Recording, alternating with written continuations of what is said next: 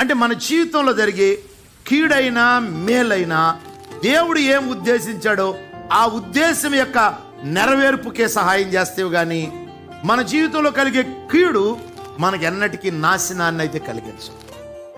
ఇది దేవుని బిడ్డలు గుర్తించాల్సింది. నా దేవుడు అడుగడుగున నాకు తోడై ఉన్నాడు, నన్ను విడిచిపెట్టలేదు. అది యాకోబు గుర్తించింది. నేను పుట్టడం రెండో వాడిగా పుట్టాను కానీ దేవుని యొక్క సంకల్పం ఉన్నది నా పట్ల. కాబట్టి నేను పుట్టినది మొదలుకొని, ఎలా పుట్టావు? జ్యేష్ఠుడిగా పుట్టలేదుగా, మరి దేవుడు నిన్ను జ్యేష్ఠుడిగా పుట్టనివ్వలేదుగా, నిన్ను రెండో వాడిగా పుట్టించాడు.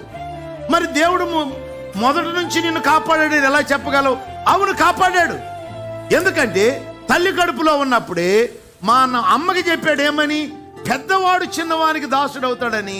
నేను ముందు పుట్టాలనుకున్నాడు. ఒకవేళ నేను ముందు పుట్టినట్టది ఏమయ్యేది? నేను దాసుడిని అయ్యేవాడిని. నన్ను ముందు పుట్టుకోకుండా కాపాడు